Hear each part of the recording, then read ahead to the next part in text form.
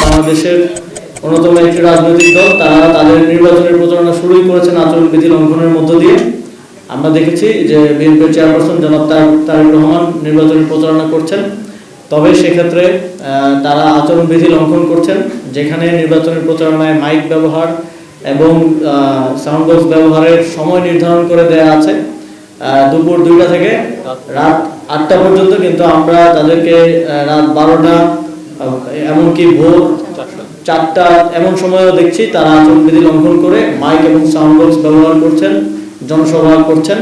আমরা নির্বাচন কমিশনকে আহ্বান জানাবো এই ধরনের আচরণবিধি লঙ্ঘনের ক্ষেত্রে যখন একটা পার্টির সর্বোচ্চ পর্যায় থেকে আচরণবিধি লঙ্ঘন করা হয়, এটা আসলে ইঙ্গিত করে যে এই নির্বাচনে এবং অন্যান্য সকলকেও উদ্বুদ্ধ করে আচরণবিধি লঙ্ঘন করার জন্য। আমরা ইতিপূর্বে দেখেছি নির্বাচন কমিশন একটা ব্যাখ্যাহীনভাবেই আমাদের আহ্বায়ক সহ আমাদের দুজন প্রার্থীকে শোকজ দিয়েছে, কিন্তু এভাবে স্পষ্ট আচরণবিধি লঙ্ঘনের পরেও যখন নির্বাচন কমিশন কোনো ধরনের ব্যবস্থা নেয় না, তখন আমরা আমাদের পূর্বের যে অবস্থান নির্বাচন কমিশন সম্পর্কে সেটা আবার পুনর্ব্যক্ত করতে হয়। নির্বাচন কমিশনের যেই সক্ষমতা নির্বাচন আয়োজন করা এবং পক্ষপাতহীনতা সেটা প্রশ্নবিদ্ধ হয়।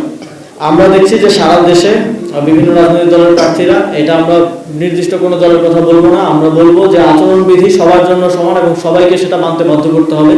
প্রার্থীরা পোস্টার ব্যবহার করছেন, এবার স্পষ্টভাবে পোস্টার ব্যবহার করায় নিষেধাজ্ঞা রয়েছে নির্বাচন কমিশনের পক্ষ থেকে। নির্বাচন কমিশনকে অবশ্যই তাদের যে নিয়মগুলো সেগুলো বাস্তবায়ন করতে হবে। আমরা আরেকটা বিষয় অত্যন্ত শঙ্কার সাথে দেখেছি, আমরা বিগত নির্বাচনগুলোতে দেখেছি যে সেনাবাহিনীকে কেন্দ্রের বাইরে দাঁড় করিয়ে রাখা হয়, কেন্দ্রের বাইরে দাঁড় করিয়ে রেখে ভিতরে রাতের ভোট হয়, ভিতরে ভোট কারচুপি হয়, সিভিল অ্যাডমিনিস্ট্রেশনের সাথে এক ধরনের যোগ সাজসের মাধ্যমে ভোট কারচুপি হয়। এবার নির্বাচনেও খুবই আশঙ্কাজনকভাবে আমরা দেখেছি যে যেই বিধি তৈরি করা হয়েছে সেখানে সেনাবাহিনীর সদস্যদেরকে কেন্দ্রের বাইরে থাকতে বলা হয়েছে এবং বলা হয়েছে যে যদি সিভিল ম্যাজিস্ট্রেট তাকে ডাকেন তাহলে সে ভেতরে যাবে।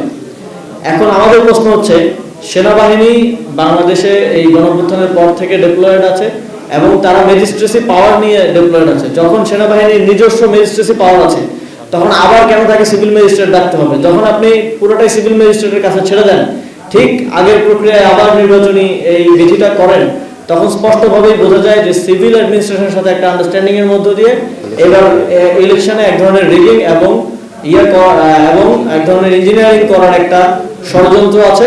আমরা মনে করি বাংলাদেশ সেনাবাহিনীর যারা মাঠে দায়িত্বে আছেন তারা অত্যন্ত সৎ এবং দেশপ্রেমিক। তারা যদি নির্বাচনের কেন্দ্রে সেই অ্যাক্সেসটা পান সিভিল অ্যাডমিনিস্ট্রেশন এবং অন্যান্য আইনশৃঙ্খলা বাহিনীর মতো, তাহলে একটা সুষ্ঠু নির্বাচন হওয়ার সুযোগ তৈরি হবে এবং তাদেরকে সেই অ্যাক্সেস থেকে বঞ্চিত করার জন্যই তাদেরকে কেন্দ্রের বাইরে রাখা হয়েছে পূর্ববর্তী নির্বাচনগুলোর মতো। যেহেতু সেনাবাহিনীর ম্যাজিস্ট্রেসি পাওয়ার আছে, তাদের নির্বাচনী কেন্দ্রে অ্যাক্সেস করার ক্ষেত্রে কোনো ধরনের সিভিল অ্যাডমিনিস্ট্রেশনের কলের প্রয়োজন হওয়া উচিত না। আমরা সরকারকে এবং নির্বাচন কমিশনকে এই যে বিধি দ্বারা করেছেন এটা পুনর্বিবেচনা করে এটা পুনরায় পরিবর্তন করার দাবি জানাচ্ছি। আমরা দেখছি যে বিভিন্ন নির্বাচন কেন্দ্রে সিসিটিভি ক্যামেরা লাগানোর যে কথাটা ছিল, আমরা দেখলাম যে কয়েকটি কেন্দ্রে সিসিটিভি ক্যামেরা ভাঙা হয়েছে এবং নির্বাচন কমিশন কেন্দ্রগুলোর নিরাপত্তা এখন থেকে নিশ্চিত করতে পারছে না।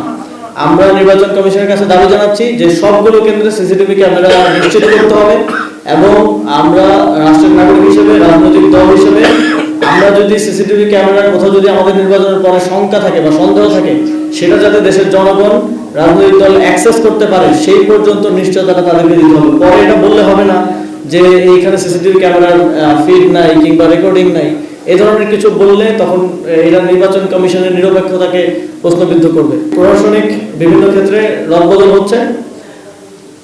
একটা নিয়ম আছে যে প্রার্থীদেরকে আবেদন করতে হয়, যদি কোনো প্রশাসনিক ওসি কিংবা ইউএনওর পক্ষপাতিত্বের কোনো অভিযোগ থাকে সেটা অভিযোগ করতে হয়। সেটা অভিযোগ নির্বাচন কমিশনের কাছে যায়, নির্বাচন কমিশন পরবর্তীতে সেটা স্বরাষ্ট্র মন্ত্রণালয় কিংবা জনপ্রশাসন মন্ত্রণালয় সংশ্লিষ্ট বিভাগে, সংশ্লিষ্ট মন্ত্রণালয় সেটা পাঠায়। আমরা দেখছি যে খুবই সিলেক্টিভ অভিযোগগুলোই নির্বাচন কমিশন থেকে সংশ্লিষ্ট মন্ত্রণালয়ের কাছে যাচ্ছে।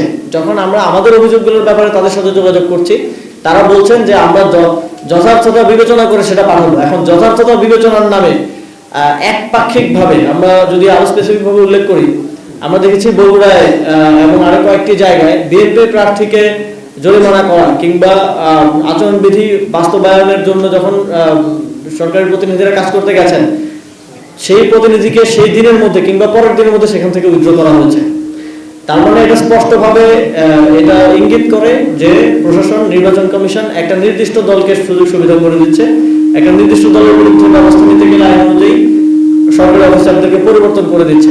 আমরা আহ্বান জানাবো যে সবার যেই আবেদনগুলো যাচ্ছে প্রশাসনিক কার্যক্রমের ক্ষেত্রে, সেটা দলমত নির্বিশেষে সেটার যথাযথতা যাচাই করা এবং সেটার বিষয়ে শুধু নির্বাচন কমিশনের ভিতরে না রেখে সংশ্লিষ্ট দপ্তরের সাথে আলোচনা করা। কারণ স্বরাষ্ট্র মন্ত্রণালয়ের কাছে রেকর্ড আছে তার একজন ওসি কিংবা এসপির আসলে রেকর্ড কি সেটা স্বরাষ্ট্র মন্ত্রণালয় জানে, সেটা নির্বাচন কমিশন জানে না।